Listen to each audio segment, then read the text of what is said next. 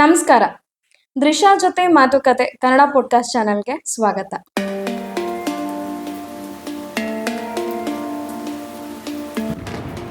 ನಮಸ್ಕಾರ. ನಮಸ್ಕಾರ.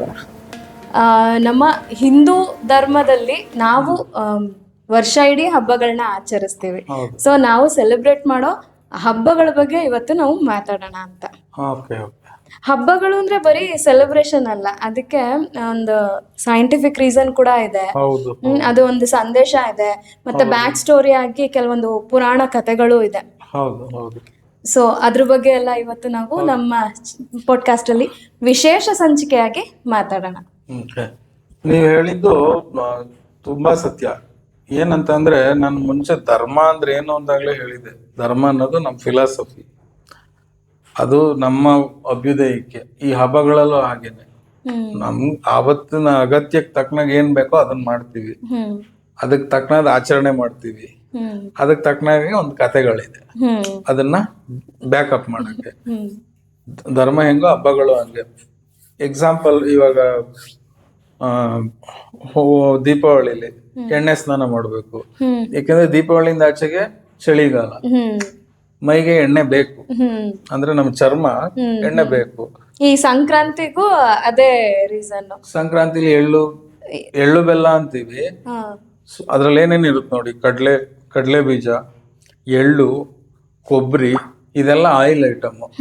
ಚಳಿಗಾಲದಲ್ಲಿ ನಮ್ ಬಾಡಿಲಿ ಇದ್ದಿದ್ದ ಆಯಿಲ್ ಕಡಿಮೆ ಆಗೋಯ್ತು, ಯಾಕೆಂದ್ರೆ ಚಳಿಯಲ್ಲಿ ನಮ್ ಬಾಡಿಲಿ ಇದ್ದಿದ್ದ ಆಯಿಲ್ ಕಡಿಮೆ ಆಗುತ್ತೆ. ಆ ಗುಡ್ ಫ್ಯಾಟ್ಸ್ ಅಂತ ಏನ್ ಹೇಳ್ತೀವಿ, ಅದನ್ನ ಮತ್ತೆ ರಿಕವರ್ ಮಾಡಕ್ಕೆ ಅದನ್ನ ತಿನ್ನೋದು. ಹೀಗೆ ನಮ್ಮ ಎಲ್ಲಾ ಹಬ್ಬಗಳಲ್ಲೂ ಒಂದಿದೆ. ಈಗ ಜನ್ಮಾಷ್ಟಮಿ ಬಂತು, ಜನ್ಮಾಷ್ಟಮಿ ನಂತರ ಕೃಷ್ಣ ಜನ್ಮಾಷ್ಟಮಿ ನಂತರ ಇದು ಮಳೆ ಜಾಸ್ತಿ.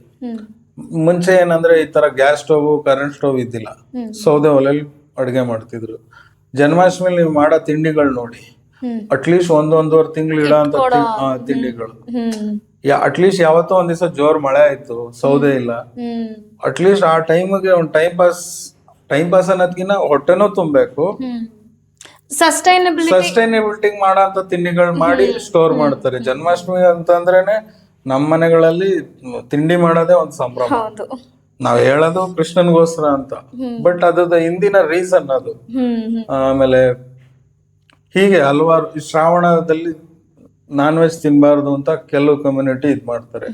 ಯಾಕೆಂತಂದ್ರೆ ಶ್ರಾವಣದಲ್ಲಿ ಬೇರೆ ಎಲ್ಲಾ ಪ್ರಾಣಿಗಳು, ಈವನ್ ಮನುಷ್ಯರು ಕೂಡ, ಶ್ರಾವಣ ಇದು ಬ್ರೀಡಿಂಗ್ ಸೀಸನ್, ಮಕ್ಕಳು ಹುಟ್ಟುವ ಸಮಯ.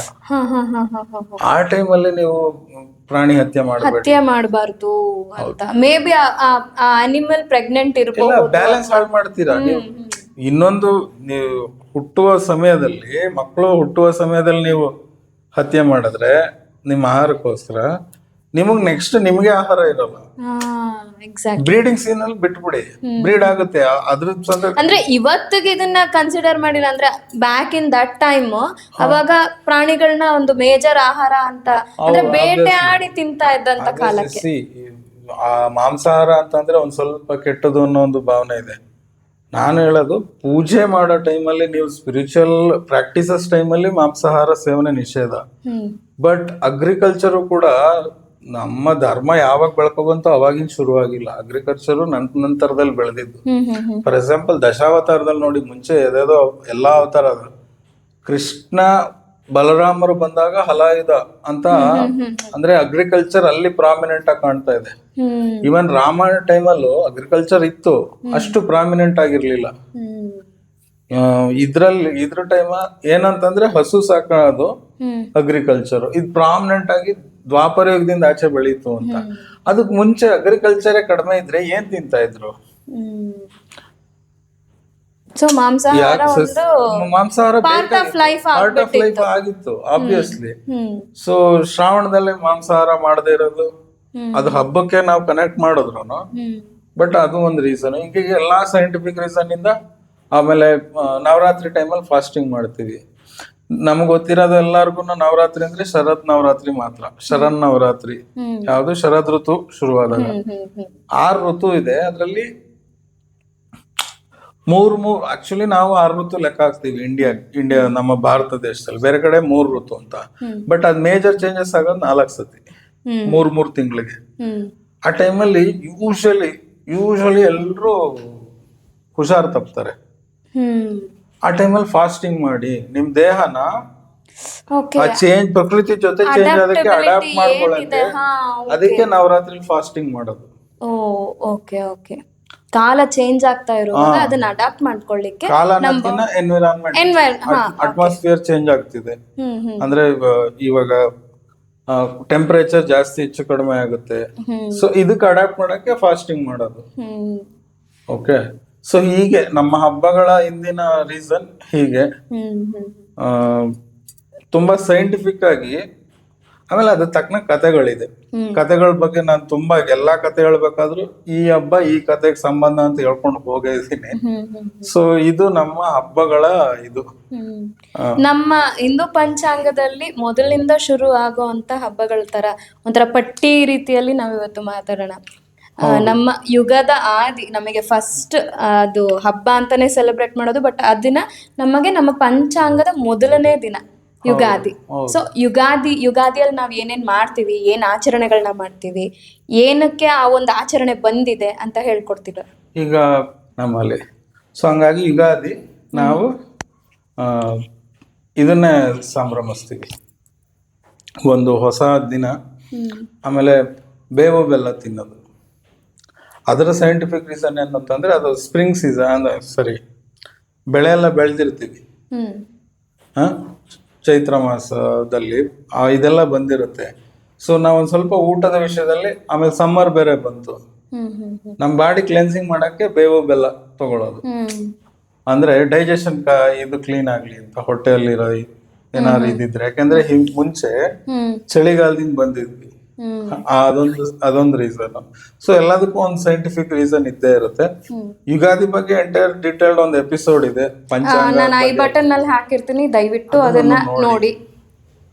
ಸೊ ಯುಗಾದಿ ಶುರು ಆಗ್ತಿದ್ದಂಗೆನೆ, ಯುಗಾದಿ ದಿನದಿಂದ ನೀವು ಶರನ್ನವರಾತ್ರಿ ಹೇಳ್ದಂಗೆ ಚೈತ್ರ ನವರಾತ್ರಿ ಅಂತಾನು ಶುರು ಆಗತ್ತೆ. ಹೌದು, ಅದೇ ನವರಾತ್ರಿ ಅಂತ ಹೇಳಿದಾಗ ಟೋಟಲ್ ನಾನು ಅದೇ ಹೇಳಕ್ ಬಂದಿದ್ದೆ ಅವಾಗ್ಲೇ. 4 ನವರಾತ್ರಿ ಬರುತ್ತೆ, 3 ತಿಂಗಳಿಗೊಮ್ಮೆ. ಆ 3 ತಿಂಗಳು ನಮ್ಮಲ್ಲಿ ಎನ್ವಿರಾನ್ಮೆಂಟ್ ಚೇಂಜಸ್. ಸೊ ಮೊದಲನೇ ನವರಾತ್ರಿ ಇದು ಚೈತ್ರ ನವರಾತ್ರಿ. ಸೊ ಇದ್ರಲ್ಲಿ ಏನಂತ ಆಚರಣೆ ಅಂತಿಲ್ಲ, ಫಾಸ್ಟಿಂಗ್ ಮಾಡಿ ನವರಾತ್ರಿ ಟೈಮು. ಈ 4 ನವರಾತ್ರಿಗಳು ದೇವಿಗೆ. ಇದು ಚೈತ್ರ ನವರಾತ್ರಿ. ಇನ್ನೊಂದು ಗುಪ್ತ ನವರಾತ್ರಿ ಅಂತ ಬರುತ್ತೆ. ಇನ್ನೊಂದು ನಾವು ದಸರಾ ಆಚರಿಸೋ ಟೈಮಲ್ಲಿ ಶರನ್ ನವರಾತ್ರಿ ಬರುತ್ತೆ, ಅದು ಶರದ್ ಋತುಗೆ ಸಂಬಂಧಪಟ್ಟಿದ್ದು. ಇನ್ನೊಂದು ದೇವ ನವರಾತ್ರಿ ಅಂತ ಬರುತ್ತೆ. ಸೊ ಇದು 4 ನವರಾತ್ರಿ. ಇದು ಫಾಸ್ಟಿಂಗ್ ಟೈಮ್, ಯಾಕಂದ್ರೆ ತುಂಬಾ ಬಿಸಿಲು ಜಾಸ್ತಿ ಆಗ್ತಾ ಇದೆ. ಫಾಸ್ಟಿಂಗ್ ಮಾಡಿ ಆ ಬಿಸಿಲಿಗೆ ಅಡಾಪ್ಟ್ ಮಾಡ್ಕೊಳ್ಳಿ ಬಾಡಿಯನ್ನ, ನಂತರದಲ್ಲಿ ಅದು ಇದಾಗತ್ತೆ ಅಂತ. ಆಧ್ಯಾತ್ಮಿಕವಾಗಿ ಹೇಳೋದಾಯ್ತಂದ್ರೆ ಇದನ್ನ ದೇವಿಗೆ ಸಮರ್ಪಣೆ. ಈ ಲಾಸ್ಟ್ ಟೈಮ್ ಹೇಳೋದ್ವಲ್ಲ ನಾವು, ದೇವಿ ಉಪಾಸನೆ ಮಾಡೋದಿರ್ಬೋದು, ಲಲಿತಾ ಸಹಸ್ರನಾಮ ಓದೋದು, ಇಂಥ ದಿನದಲ್ಲಿ ಶುರು ಮಾಡೋದು ಅಥವಾ ಓದೋ ಅಂಥದ್ದು ತುಂಬಾ ಒಳ್ಳೇದು. ನವರಾತ್ರಿಯಲ್ಲಿ ಇನ್ನೊಂದು ಹೇಳ್ತಾರೆ, 3 ದಿನ ಮೊದಲು ಲಕ್ಷ್ಮಿಗೆ, ನಂತರದ 3 ದಿನ ಸರಸ್ವತಿಗೆ, ನಂತರ 3 ದಿನ ಪಾರ್ವತಿಗೆ ಅಂತಾನು ಹೇಳ್ತಾರೆ. ಆಯ್ತಾ, ನೀವು ಆ ರೀತಿನೂ ಮಾಡ್ಬೋದು. ಯೂಶಲಿ ನೀವು ಶರನ್ನವರಾತ್ರಿಲಿ 6ನೇ ದಿವಸ ಸರಸ್ವತಿ ಪೂಜೆ ಮಾಡ್ತೀರಿ, ಆ ಕಾರಣಕ್ಕೇನೆ. ಆ ತರನು ಇದೆ, ನೀವು ಹಾಗೂ ಮಾಡ್ಬೋದು. ಬಟ್ ನವರಾತ್ರಿ ಅಂದ್ರೆ ಶಕ್ತಿ, ದೇವತೆಗಳಿಗೆನೆ ಇರೋದು. ಬಟ್ ಇದ್ರಲ್ಲೊಂದು ಸ್ಪೆಷಲ್ ಏನಂದ್ರೆ ನವಮಿ ದಿವಸ ರಾಮನವಮಿ ಬರುತ್ತೆ. ಸೊ ರಾಮನವಮಿ ಬಗ್ಗೆನೂ ಫುಲ್ ಎಂಟೈರ್ ಪಾಡ್ಕಾಸ್ಟ್ ಮಾಡಿದೀನಿ. ಸೊ ಚೈತ್ರ ಶುಕ್ಲ ನವಮಿ ಬಂದು ರಾಮನವಮಿ, ರಾಮನ ಹುಟ್ಟಿದ ದಿನ. ಸೊ ಅದು ರಾಮನವಮಿ ನಂತರದ ಹಬ್ಬ. ನಾನು ಅಲ್ಲೇ ಸೇರಿಸ್ಬಿಟ್ಟೆ. ರಾಮನವಮಿಲಿ ಒಂದು ನಮ್ಮ ಸೌತ್ ಅಲ್ಲಿ, ದಕ್ಷಿಣ ಭಾಗದಲ್ಲಿ ಒಂದು ಇದಿದೆ. ಜನರು ಮಜ್ಜಿಗೆ ಮತ್ತು ಪಾನಕನ ಹಂಚ್ತೇವೆ. ಈಗೇನ್ ಬಿಸಿಲು ಸಮ್ಮರ್, ಸ್ವಲ್ಪ ದೇಹನ ತಂಪು ಮಾಡ್ಕೊಳ್ಳಿ. ಯಾಕಂದ್ರೆ ಜಾಸ್ತಿ ಸ್ವೆಟ್ ಆಗ್ತೀವಿ. ಸ್ವೆಟ್ ಆದಾಗ ಬಾಡಿಲಿ ಇದು ಕಡಿಮೆ ಆಗುತ್ತೆ, ವಾಟರ್ದು ಕಂಟೆಂಟ್ ಕಡಿಮೆ ಆಗುತ್ತೆ. ಸೊ ಅದು ಮಜ್ಜಿಗೆ ಅಂದ್ರೆ ನೀರು ಮಜ್ಜಿಗೆ, ಮೊಸರಲ್ಲ, ನೀರು ಮಜ್ಜಿಗೆ ಕುಡಿಯೋದ್ರಿಂದ, ಅಥವಾ ಪಾನಕ ಅಂದ್ರೆ ಏನು, ಅದ್ರಲ್ಲಿ ನೋಡಿ ಲೆಮನ್ ಇರುತ್ತೆ, ಶುಗರ್ ಇರುತ್ತೆ, ಸ್ವಲ್ಪ ತಕ್ಕ ಮಟ್ಟಿಗೆ ಟೇಸ್ಟಿಗೆ ಸಾಲ್ಟ್ನೂ ಹಾಕ್ಬೋದು ಪಾನಕ ಅಂದ್ರೆ. ಇಲ್ಲ ಅಂತಂದ್ರೆ ಕೆಲವೊಂದು ಆಸಿಡಿಕ್ ಇದು ಕೆಲವರು ಬೇಲದ ಹಣ್ಣಲ್ಲಿ ಮಾಡ್ತಾರೆ, ಇಲ್ಲ ಹಿರಳೆಕಾಯಿ, ಇದೆಲ್ಲ ಆಸಿಡಿಟಿ ಇರೋಂತ ಆಸಿಡಿಕ್ ಫ್ರೂಟ್ಸ್. ಇದು ಅಂದ್ರೆ ಬಾಡಿಯಲ್ಲಿ ಆ ಕಂಟೆಂಟ್ಗಳು ಕಡಿಮೆ ಆಗುತ್ತೆ, ಸ್ವೆಟ್ ಜೊತೆ ತುಂಬಾ ಉಪ್ಪು ಕಡಿಮೆ ಆಗುತ್ತೆ, ಬೇರೆ ಇದನ್ನೆಲ್ಲ ರಿಕವರಿ ಮಾಡ್ಕೊಳ್ಳಿ ಅಂತ ಸಮ್ಮರ್ಗೆ ಸಂಬಂಧಪಟ್ಟಿದ್ದು. ಸೊ ಇದು ರಾಮನವಮಿ ಹೇಗಿದ್ರು ರಾಮನ ಬರ್ತಡೇ ನಾವು ಸೆಲೆಬ್ರೇಟ್ ಬಟ್ ಅದ್ರಲ್ಲಿ ಇರೋ ಆಚರಣೆಗಳು ಇದು. ಅದೇ ಈ ಕಡೆ ಸೌತ್ ಅಲ್ಲಿ ಸ್ವಲ್ಪ ಜಾಸ್ತಿ ಇದೆ, ನಾರ್ತ್ ಅಲ್ಲಿ ಬೇರೆ ಅವ್ರು ಬೇರೆ ಟೈಮಲ್ಲಿ ಅದಕ್ಕೆ ತಕ್ಕನಾಗ ಅವ್ರು ಮಾಡ್ಕೊಂತಾರೆ. ಯಾಕಂದ್ರೆ ಶಿವರಾತ್ರಿ ಹಬ್ಬದ ದಿವಸ ಅವ್ರು ಟಂಡಾಯಿ ಅಂತ ಬಾದಾಮಿ ಮಿಲ್ಕ್ ಕುಡಿತಾರೆ. ಅದ ಹೇಗೆ ಮಿಲ್ಕ್ ಕುಡಿಯೋದು ಅದ್ರ ಜೊತೆಗೆ ಅದ್ರಲ್ಲಿ ಬಾದಾಮಿ ಇದು ಡ್ರೈ ಫ್ರೂಟ್ಸ್ ಎಲ್ಲ ಮಿಕ್ಸ್ ಮಾಡ್ತಾರೆ. ಅದೇನಂದ್ರೆ ನಮ್ಮಲ್ಲಿ ಬಾಡಿ ಹೀಟ್ ಆಗಿರೋದನ್ನ ಇಲ್ಲ ಅದು ಶಿವರಾತ್ರಿ ಕುಡಿಯೋದು. ನಾವು ಸಂಕ್ರಾಂತಿಲಿ ಹೆಂಗೆ ಇದು ತಿಂತೀವೋ ಆ ತರ. ಸೊ ಆ ಶಿವರಾತ್ರಿಲಿ ಕೆಲವರು ಇದನ್ನೆಲ್ಲ ಮಿಕ್ಸ್ ಮಾಡಿ ಏನದು ಟಾಕ್ಸಿಕೇಶನ್ ಎಲ್ಲ ಮಿಕ್ಸ್ ಮಾಡ್ತಾರೆ, ಭಾಂಗ್ ಅಂತ. ಆಕ್ಚುಲಿ ಟಂಡಾಯಿ ಅಂತ ವಿತೌಟ್ ಅದೇನು ಮಿಕ್ಸ್ ಇಲ್ದೇನೆ ಹಾಲಿಗೆ, ಅದು ಶಿವರಾತ್ರಿ ಬಂದಾಗ ನಾನು ನೀಟಾಗಿ ಎಕ್ಸ್ಪ್ಲೇನ್ ಮಾಡ್ತೀನಿ. ಸೊ ಇದು ನವರಾತ್ರಿ ಜೊತೆಗೆ 9ನೇ ದಿನ ನವಮಿ ದಿನ ರಾಮನವಮಿ. ಸ್ನೇಹಿತರೆ, ನಮ್ಮ ದೃಶ್ಯ ಜೊತೆ ಮಾತುಕತೆ ಕನ್ನಡ ಪಾಡ್ಕಾಸ್ಟ್ ಚಾನಲ್ಗೆ ನೀವೇನಾದರೂ ಮೊದಲನೇ ಬಾರಿ ಬರ್ತಾ ಇದ್ರೆ ದಯವಿಟ್ಟು ನಮ್ಮ ಚಾನಲ್ನ ಸಬ್ಸ್ಕ್ರೈಬ್ ಮಾಡ್ಕೊಳ್ಳಿ.